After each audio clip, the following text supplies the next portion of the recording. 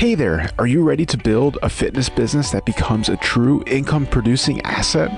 Then I welcome you to the Fitness Business Freedom Show, brought to you by Fitness Revolution. I am your host, Justin Hanover, and we have over 15 years of experience building thriving fitness businesses, and we are committed to sharing our knowledge and expertise with you. You can expect to hear proven business foundations and frameworks, success stories from our coaching partners, and guest experts to give you straight answers for your biggest questions. It doesn't matter if you have an online business, fitness facility, or operate as an independent trainer, you are in the right place to grow your business and create the personal freedom you desire.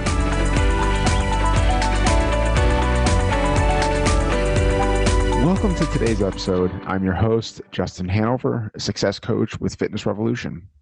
Before we dive in and bring on today's guest, I wanted to share a little bit about what you can expect to hear and who we have joining us today.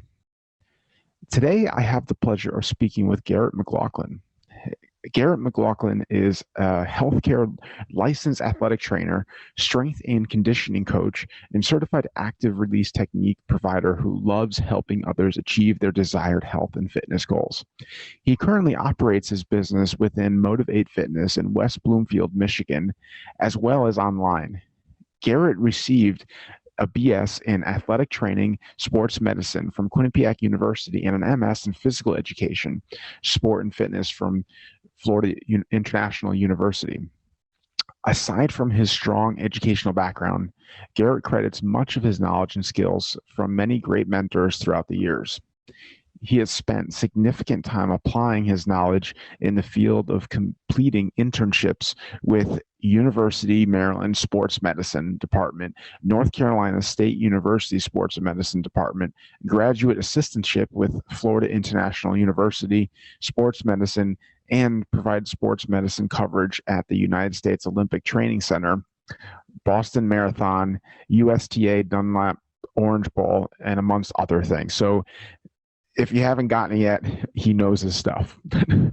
And within our conversation, he really opened up and shared a lot about what has been working for him and what hasn't been working for him, which is so valuable to hear. And it's like those stories is what really helps others move forward. And he operates his business out of an existing training facility, which allows him to keep his overhead low and also change his work environment.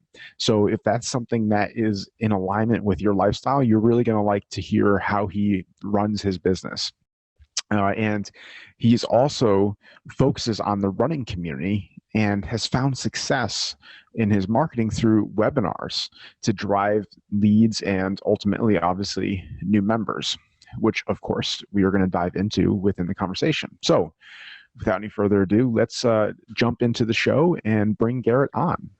Today's episode is brought to you by Fitness Revolution.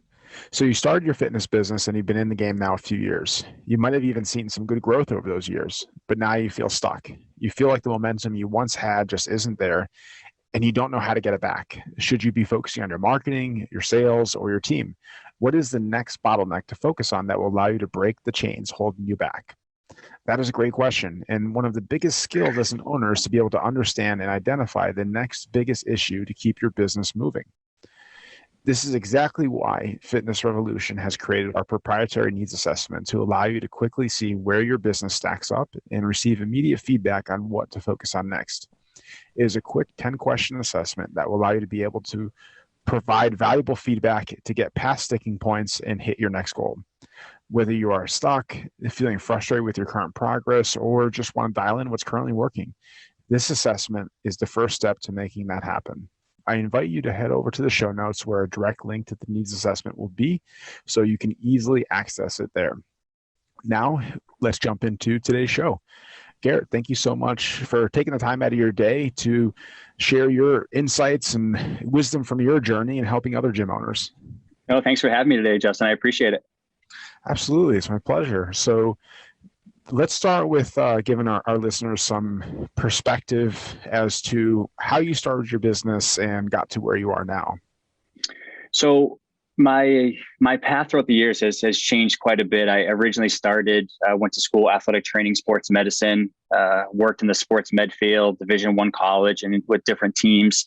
Was kind of unsatisfied, to say the least. So actually decided I was going to go back to school for PT school and started doing some personal training at a local athletic club. And just through that relationship with the fitness director there, understood my background in sports medicine, almost helped me push me in a direction that I didn't really know was there at the time, working with injured clients in the fitness setting. So from there, and after being molded from him with my strengths, I started to almost look to see what are those different gray areas in the industry, and help kind of craft my specific business, which is now working with either injured clients or runners, which we know have a high experience with injuries, and are kind of constantly going through different things, training for different races and pushing themselves to their limits. So I slowly started creating my business, which now, and over the years, not an actual facility itself, but I do rent space and operate out of different private personal training studios. So it's been an interesting journey from how it started to where I am now, but definitely it's been enjoyable, and I'm glad the direction it's going. Awesome. So just for clarification, you have multiple personal training studios that you rent time from. Is that right? So right now, a lot of my business takes place actually in West Bloomfield, Michigan. I do, depending on the client, there have been some throughout the years going into different spaces, like work with a lot of different hockey players and things in Michigan, which it could be down the rink, doing manual therapy, doing personal training within the studio, doing remote or virtual training. So I do operate a little bit differently, not locked into one space necessarily. So it's good, can be a little challenging at times having to bounce around to different places, but it's nice to have that flexibility as well. Yeah, no, definitely. I was just going to ask you if you can kind of maybe like break down on what, like from your experience, what you feel the pros and cons are from this type of structure. Right. I think, and especially one area I haven't done well is being compensated for the time. Like we always consider the session itself, but what about the driving time, the mileage, the gas? So I think that it could be a pro or con depending on how you structure it, to being paid for that additional time getting to or from the facility.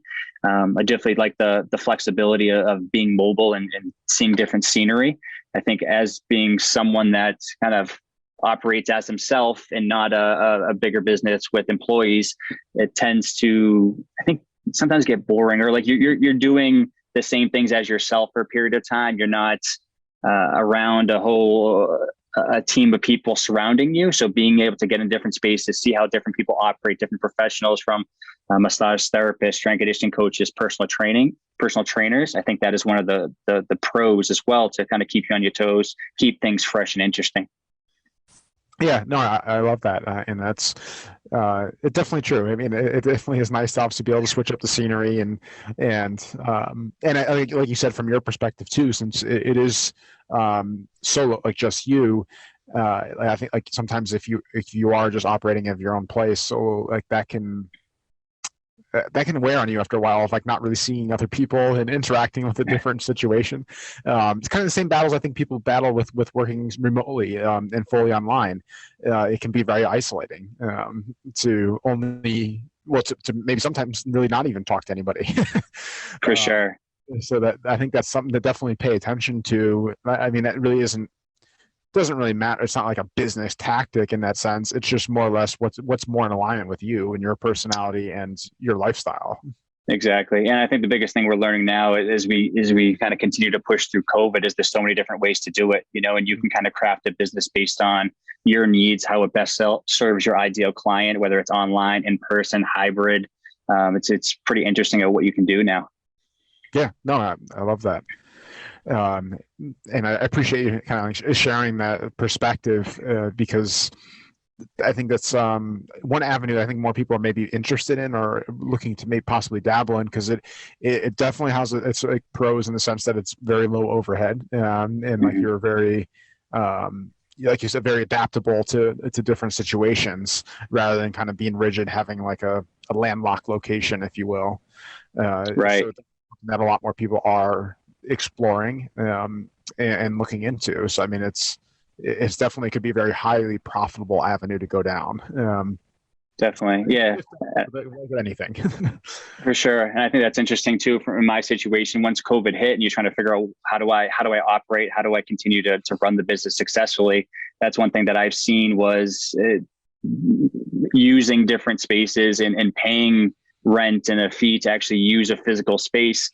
There was a period of time where there were no fees, so I was actually profiting and making more money still serving my clientele without having to pay a facility. So obviously hard for some physical locations, but for those in the industry that were able to be mobile, to be remote, to change how they operate in some way, almost became more lucrative. Yeah, no, it's an unexpected surprise when you go through different things like this of how things end up playing out, basically. Just out of curiosity too, with your situations of like how you pay for your time and your space at the different locations that you work out of, how do you have that set up? Like, do you pay a percentage of your cost, or is it a flat rate? Like, what does that look like? So I've done a few different things over the years. There've been some facilities. I know when I was in Nashville several years ago, was a percentage of my what I was making. Other facilities was just a flat rate.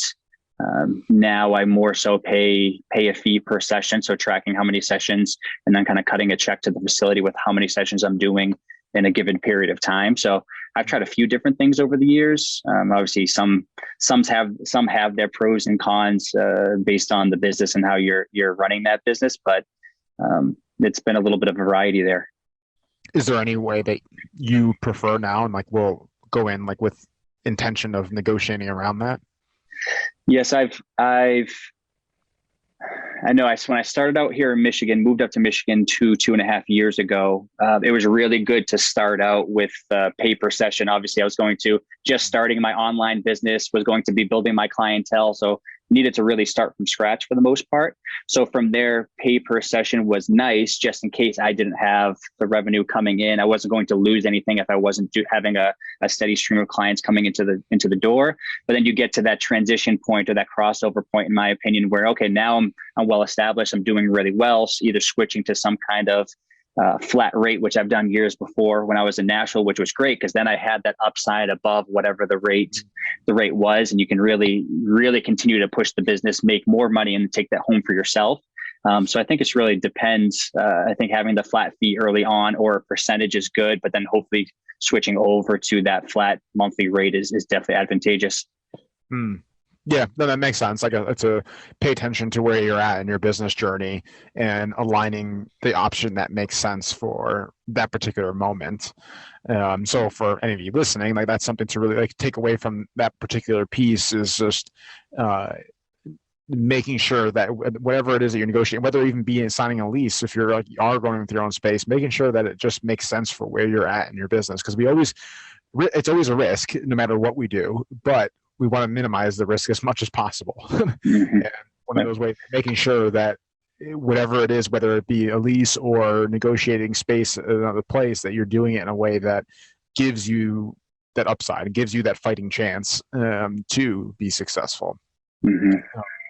So as we can adjust and kind of go into talking about some maybe some unique challenges that you've had to face with this type of business model, and how you overcame them. I mean, and let's see if we can keep it like maybe specific to you in this, and I mean that in the sense that obviously this past year everybody went through the pandemic. We all had to experience that.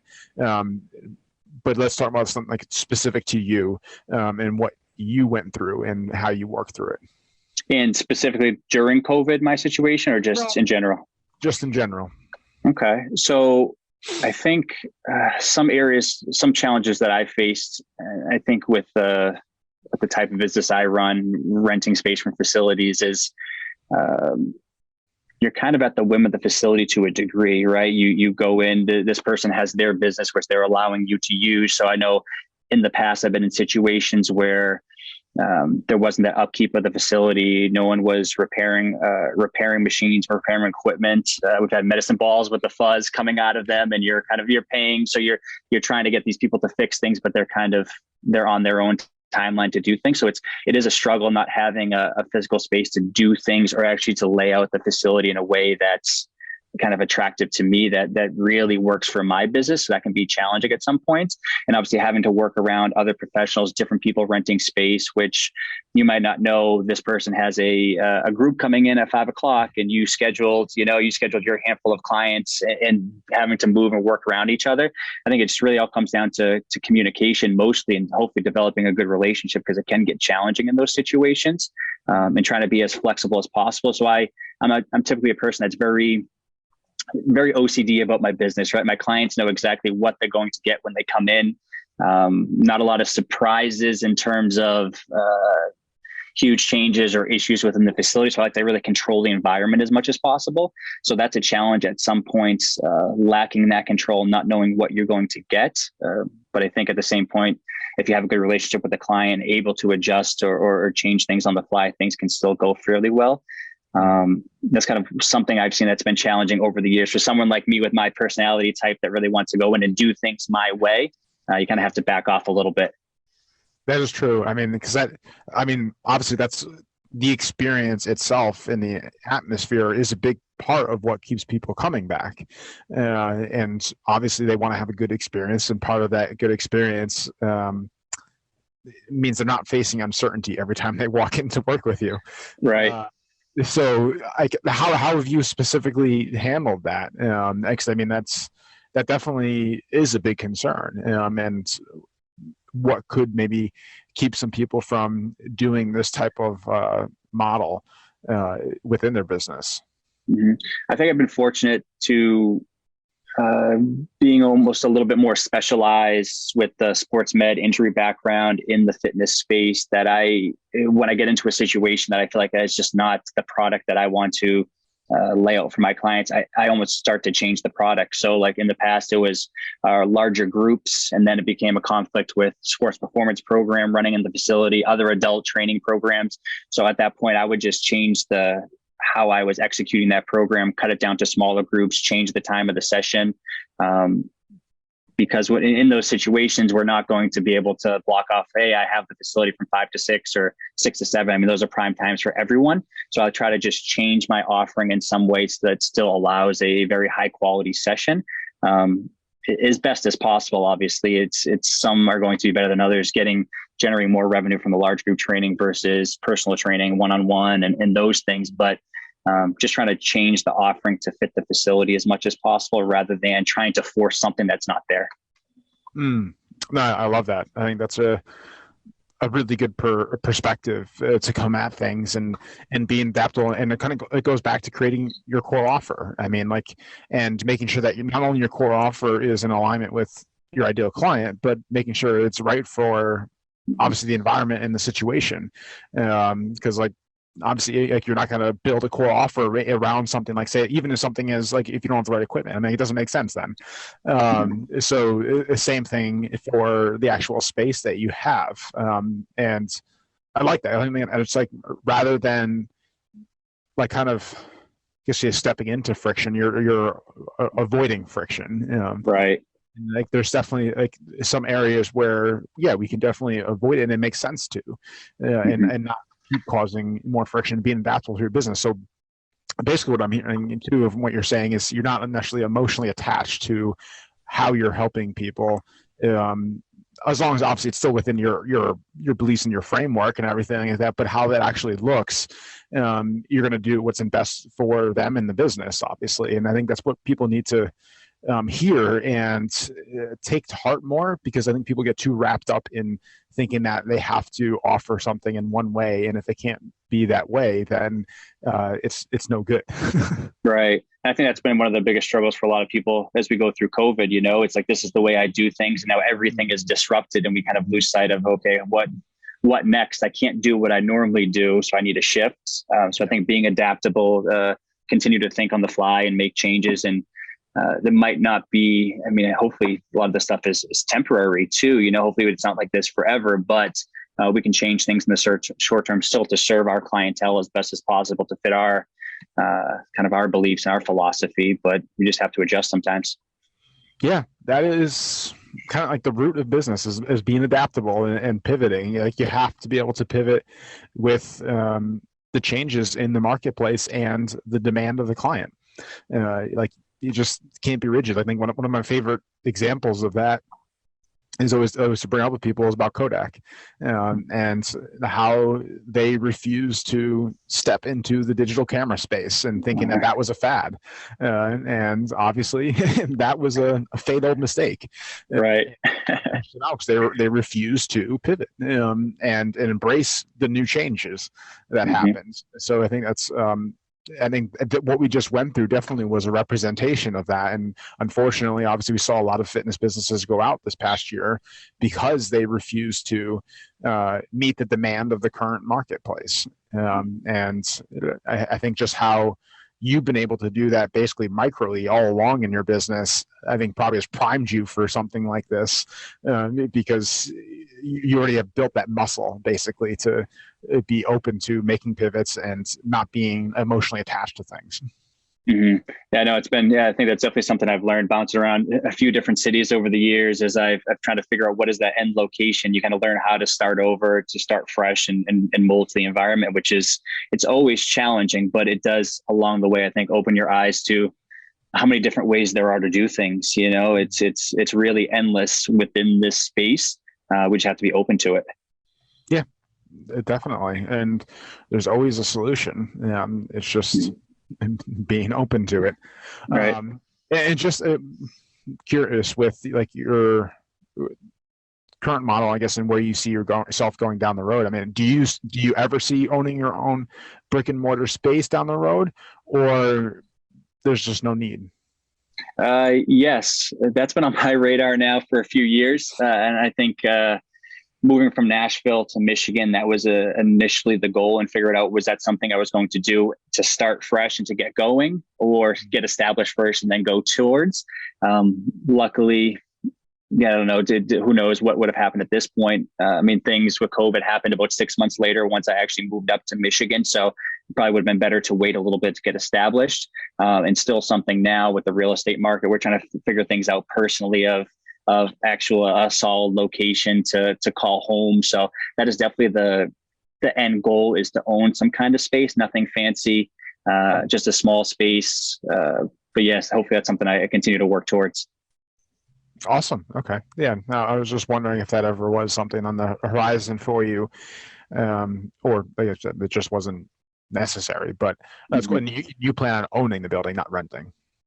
Yes, exactly. Owning. Yep. And still now I think of like how things have shifted for me, and I still think back and forth to how well things have gone, how the business now in person, have a hybrid offering, also virtual. Like I see these different pieces. Which, is there a need necessarily to own a facility? Probably not, but just I think my nature of wanting to do things my way and to have my space that I can lay out, and hopefully other staff and personal trainers, and serve the community. So I still think about all those different viewpoints there, but yeah, so I would definitely love to do that. Yeah.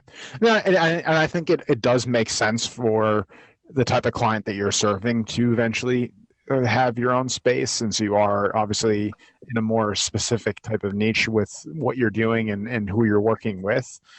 So like, obviously, I mean, that might require specific equipment that you may not normally see in a regular gym setting that they wouldn't need to have there.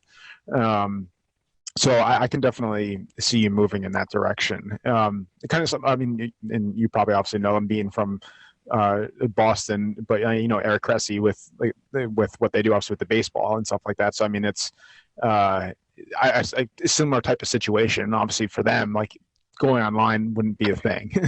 Right. Like they need that physical location for who they work with and what they do. Right. And that model too, I mean, I think to me is very appealing with the target audience that I'm dealing with, having a home base where people come in, having more of a multidisciplinary focus, right? You have your strength conditioning coaches or personal trainers. We have some type of sports med, because runners and obviously people coming from a history of injuries, just to make sure getting proper evaluations. Is there any manual therapy that's needed? Even right now, I collaborate with a dietitian who works with some of my clients based on the tier they're enrolled in. So I'm really into, we're just not focusing on fitness and training, but how do we incorporate those other pieces? So I think that's looking towards a facility. How do we put the right professionals at the right place, to really serve that target market? Oh, definitely. And are you working with higher caliber runners too? Runners right now for me are very mixed. I've several post-collegiate runners still running competitively, a lot of recreational runners in the 40 to 60-year-old category. They're very, very good clientele to work with, very motivated. Unfortunately, sometimes push beyond their means. So they need the help. They need the feedback from recovery and injury rehab and taking care of their bodies. So that's kind of the biggest bulk of my business right now. Okay. And then you also mentioned that you're getting into like hockey players too. Is that purposely, or is that like it happened because of the location? Mostly location. So over the years, worked a lot of different athletes. When I was down in Nashville, worked in that was on actually the sports med, like covering the events, injuries, rehab, taping, bracing, ultimate frisbee. Worked with tennis, a lot of different tennis, high level tennis. Did some rotations at the U.S. Olympic Training Center. Like I see a lot of different things and have throughout the year. So I don't think I'm really pursuing a specific type of athlete or sport. Besides kind of just being there as someone that understands athletes, the process. I think there's a big gray area right now, and just that that return to sport where people do a good job of like physical therapy, getting out of pain, would do a good job of fitness, but then how do we return that athlete between those two realms in a safe manner? So that tends to be what I focus on the most. Nice. That's what it's about, is exposing your sweet spot and like really pushing into that, and that's what you're going to become known for. Right. So in terms of that, obviously, like let's push into it a little bit more with your like marketing channels. Like, what are you doing and what's working for you? So I've done a lot over the years, and I think this might go back into one of my challenges or struggles of doing too much and not tracking enough to see what actually works. So I've tried everything. Social all over the place on social media, Facebook, Instagram, YouTube. I think the most successful thing for me has been seminars. Before COVID, used to run seminars on a regular basis on specific topics, learn by doing, have your clients or general public come in. We're going to cover this topic today, go over exercises, teach them something, leave them something to go home with, and then hopefully provide some type of upsell to a FEO or core offer. During COVID, that switched to webinars. So now it's actually strictly webinars now, just because able to reach people regardless of location, to really break down that barrier. They have to be kind of within this, whatever, 5 to 10 miles of the facility to become a client. So webinars is huge. So I do a lot of Facebook marketing to webinars. Recently have done referral contests. So internally within my clients in September did a referral contest, different social media things, referring friends, just really doing things to help build word of mouth referrals and get people into the business, which actually worked out very well. But over the years, I've tried quite a few things, but I think the webinars has been really one of the go-to things to kind of get people into and get eyes on the business. Okay. So with the webinars, like what exactly, how's that working? Like, what are you talking about? Where are you promoting the webinar? Who's showing up for is it a live thing? Is it a recorded thing? Exactly is the breakdown of that.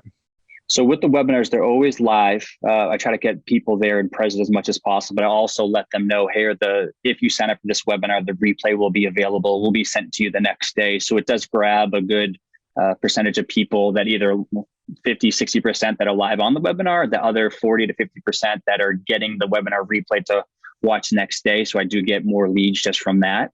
The topics typically mostly revolve around a lot with running or kind of function of the body, just teaching people common injuries that they might be dealing with, exercises and tips to address those, strength training for runners, injury prevention, running mechanics, different struggles that a lot of my clients, the runners, tend to deal with. So trying to talk through things that they might be experiencing, and then walk them through that journey of, okay, you are here. How are we going to get you here? Healthy, happy, pain-free running, which is tough for a lot of people these days.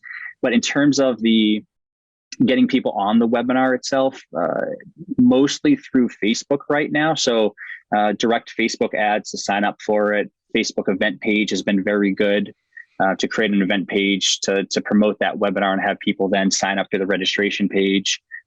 Also have a private Facebook group, which is also, I think, it's been very good to get people in one place that they're going to most likely see more of the post I'm putting out than just on the organic Facebook page. That's one of the biggest things I've just seen throughout the years. I think back years ago to 2000, I don't know when it was, 2011, 2012, where I'd put up a post and tons of people would comment. And then over time, that no one's engaging. You see the reach is down. Right, exactly. And I wish I took advantage of that a little bit better, but I just didn't at the time. So now getting people into the what I call the Ignite Your Run Facebook group. It's a private Facebook group for runners, which on a weekly basis, putting out content on injuries, on running form, on how to run properly, take care of your body. Like I said, the dietitian puts content in there. So that's kind of my high value group, which is completely free. But I know if I continue to nurture these people, then I get them on the webinar, then I upsell them into FEO. It's been a pretty good way to walk them one step at a time on that journey to becoming a client. Worst case, they're not ready. They continue to get information, to learn, keep me fresh in their mind as the person that works with this target market. So then I can hopefully, when the time is right, upsell them into being a client.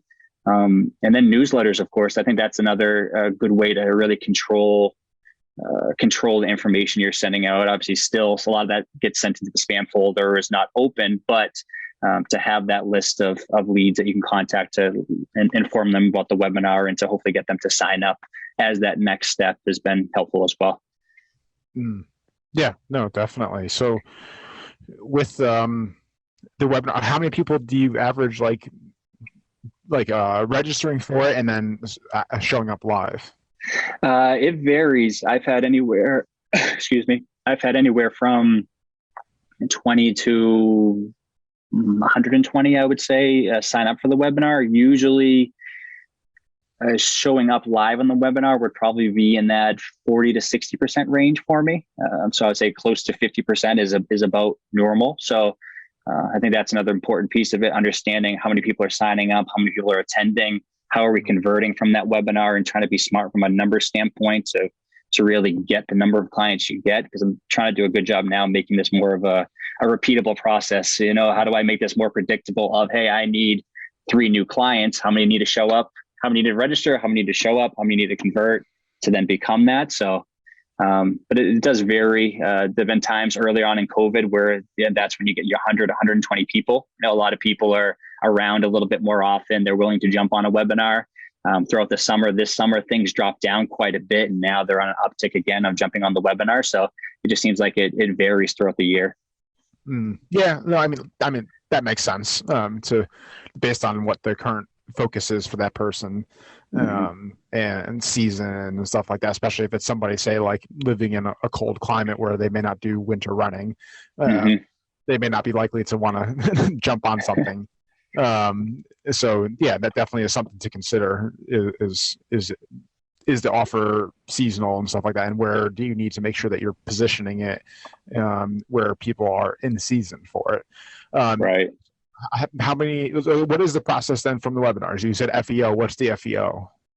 So I have an evergreen FEO, which is my healthy running program. So they come in, they get an evaluation, do a running analysis. We give running recommendations, running form, look at running form mechanics, lay them out a strength and injury prevention program that's more specific to them in that evaluation, their goals. That's kind of something that runs consistently throughout the year. So depending on the webinar, that's one of my main ones that I'll put in front of them. Recently, and I try to make it specific to the off season for runners, which is for most people, November and December of this year, as they just finished a big race in September, October. They're kind of resetting before they think about kicking things back up in January as they prepare for April or May. So I just kicked off what's called the Run Strong Challenge, which is it's a 6-week group program. Group in the sense of it's actually completely remote. Everyone does their evaluation, running analysis. The majority of people, there are some doing it virtually, but they do the evaluation process one-on-one, and then their program is laid out within the True Coach app. That they're following their program. There are a lot of things within the private Facebook group to build a sense of community, different tasks on a weekly basis to raffle off prizes and giveaways and things like that. That's more of my seasonal FEO that will kind of evolve here every quarter and change in some way, but have that kind of core focus. Yeah. Okay. No, I love that. So what type of conversions are you seeing right now to get people into the FEO and then people from the FEO into an actual membership plan? That is my biggest, where I'm not good personally. So where I'm not good, do a good job about getting, teaching and doing the education side of things. So getting them on the webinar, teaching them about a topic. Love to teach, love to over deliver in that sense. Do not do a good job from a sales standpoint of converting people. With that being said, right now, it's okay, but it ranges depending on the webinar and how well I do from a conversion standpoint, 10 to 15 sometimes, which is very good, but I'm usually kind of around that 10% mark. So that's one of the things I'm working on right now with Luke, my coach, is figuring out how do I do a better job actually converting people? How do I not over teach without pushing them in a direction that's going to get them results? So I think that's one of my biggest weaknesses as someone that typically does a good job getting people on the webinar, is getting them to take that next step. Yeah. Yeah, definitely. And that's what I love. It's great that you're able to expose that because you have consistency in what you're doing, and you're able to see where the kink in the chain is. And obviously, like, that's the area that is the biggest priority for you to focus on right now. And that's going to unlock to solve the next problem. Right. So it's great to obviously have that awareness and to know where your efforts need to be. Whereas it's not about scrapping the whole thing and changing direction. It's just like, no, we just need to unlock this one piece. And then we can reevaluate and see, okay, where's the next bottleneck look like? Right. Too often, kind of like maybe where you were at one point, but a lot of people tend to, like, if they don't get the immediate result, they just scrap the whole thing and try to jump to the next thing. And obviously, you're forever in this place of trying to figure out what works then. Right. Not giving anything long enough duration to have success or to be able to identify where the issues are.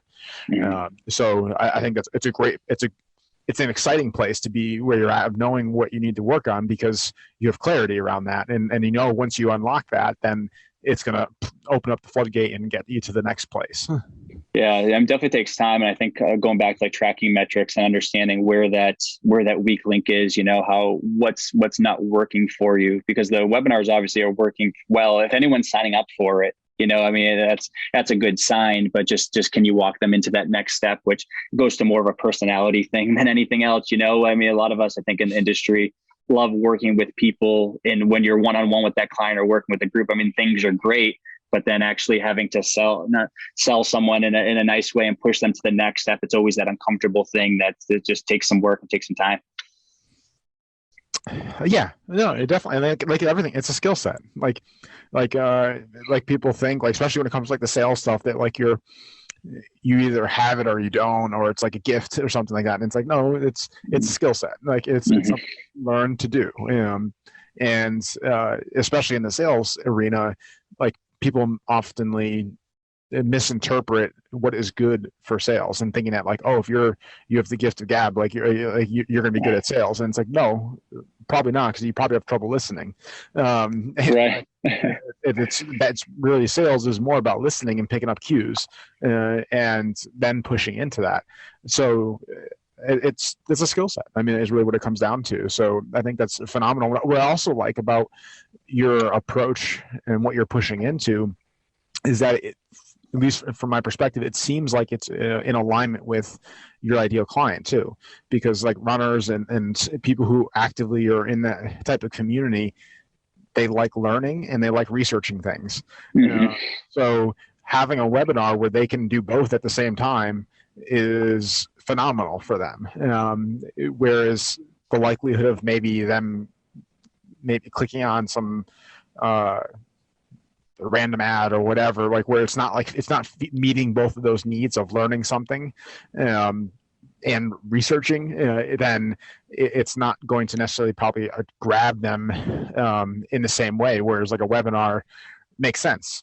So that's an important thing to remember for you guys listening is like, also you have to make sure it goes back again, obviously talking about your core offer, like does your way that you're marketing make sense to the person? Like, is it a way that they naturally consume information? Is it a way that they like to consume information?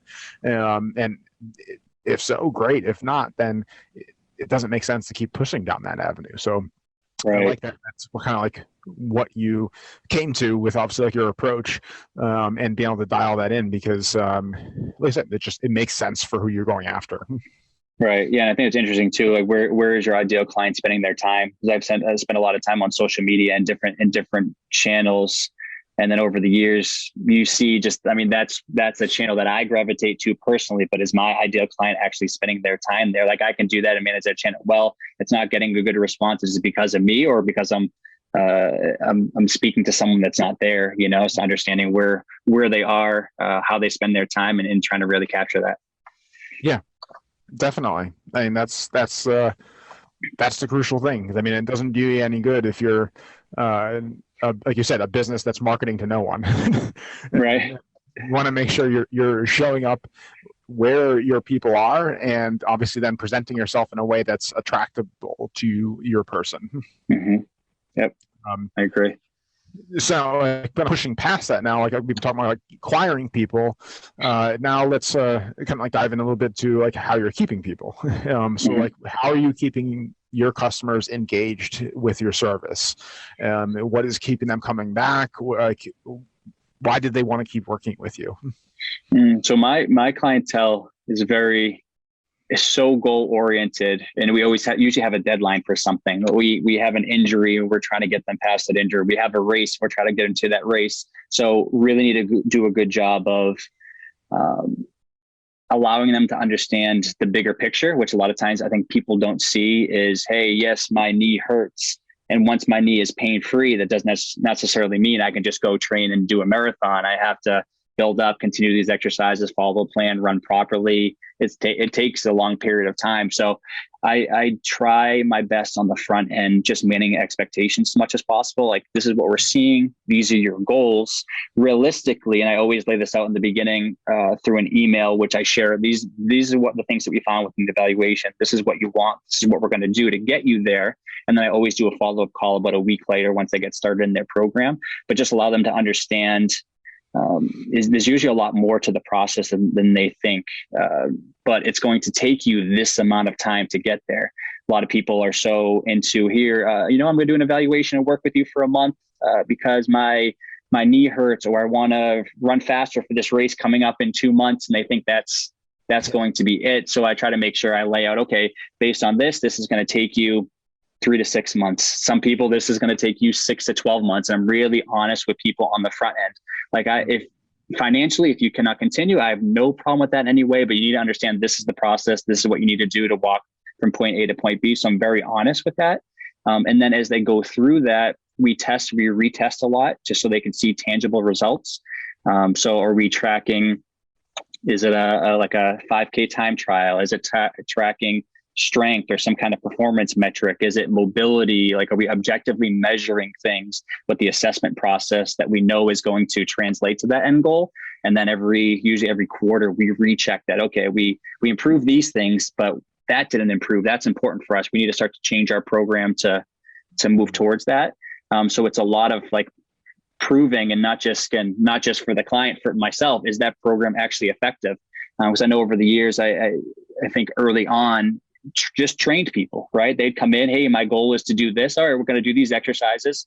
Yes, they feel stronger. Everyone's going to feel stronger by running through a strength conditioning or personal training program in some way, but are they actually getting better? Are we seeing tangible results? Can we prove that to the client? And then can we possibly maybe use those results to highlight that client on the blog or share their success story to get new clients in?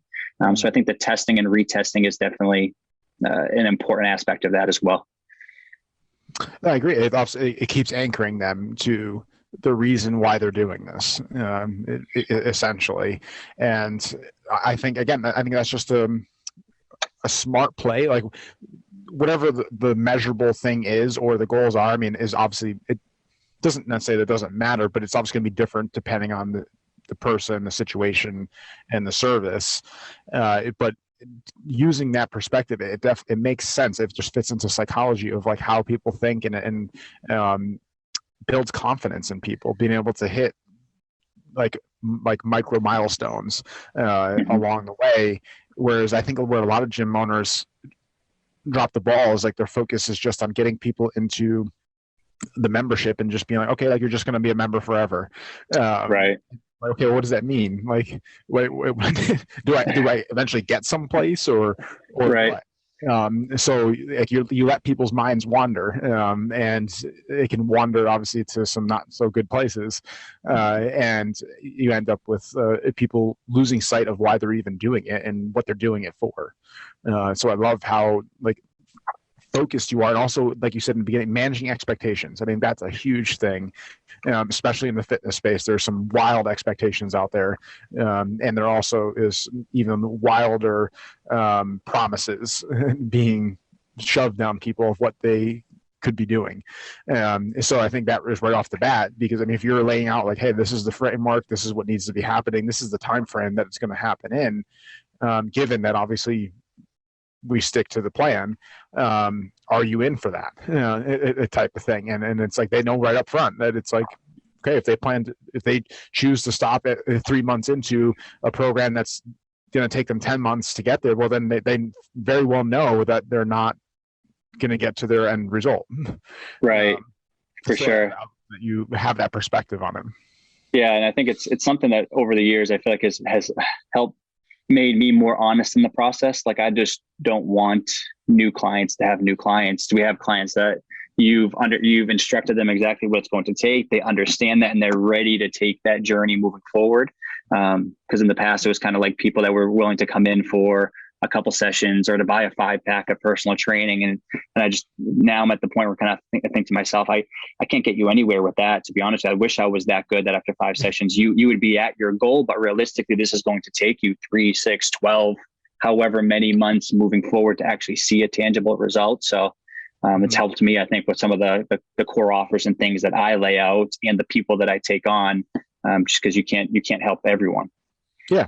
No, definitely. And I think it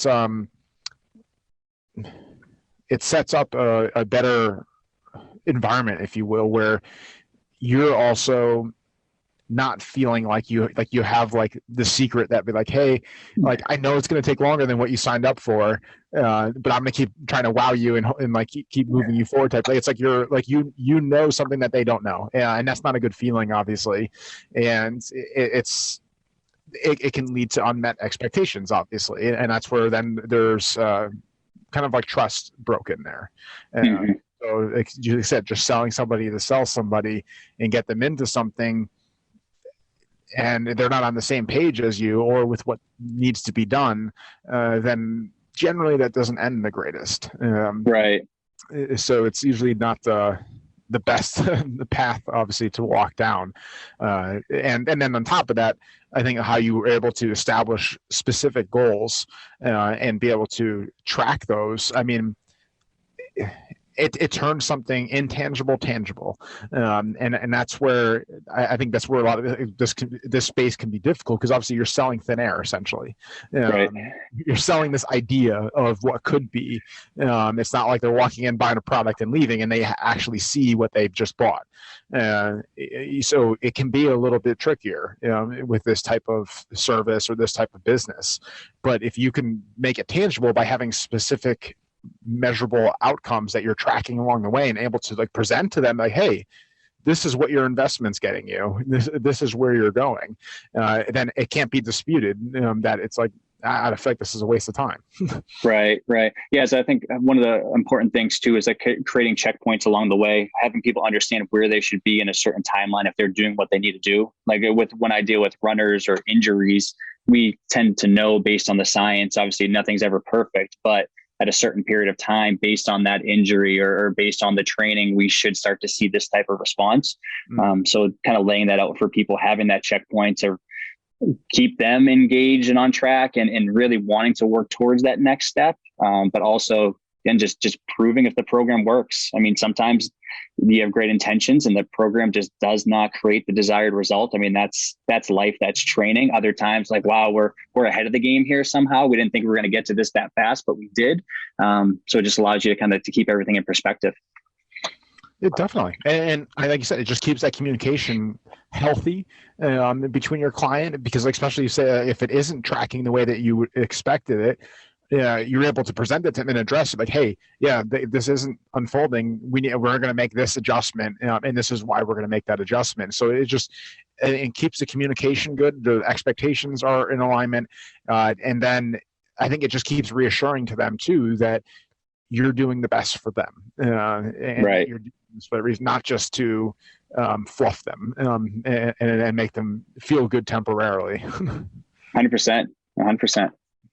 So I think that's a good place to start working towards actually wrapping up this conversation. This has been an amazing conversation. I hope that that any of you like listening to this are really paying attention to like the things that Garrett is sharing, and being able to pick apart like kind of like the golden nuggets and be able to apply it to your business, because there's definitely has been a lot of solid insights that Garrett has been sharing. But as I mentioned to you before we hopped on the conversation, Garrett, I like to kind of like wrap up the conversation with having you share some, whether it be an insight or wisdom that you think a gym owner needs to hear. It's like if a gym owner came to you right now from your perspective, looking for support, what do you feel is the most important thing that they need to hear? I think, and it's something that's definitely helped me improve significantly over the years, is just finding alignment. I know biggest thing with the FR system too is that business alignment. And there've been a lot of things that I've done and I realized I was just doing, and it wasn't actually in alignment with what I wanted my business to come or with what my ideal client needed.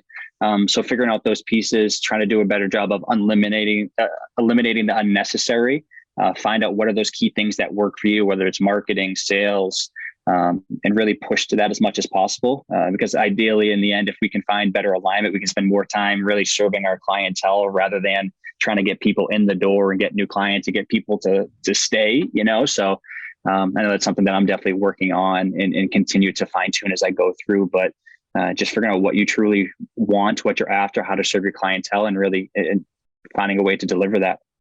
Yes, absolutely. It's building your business, not someone else's business. So I think that's a solid way to wrap up the conversation.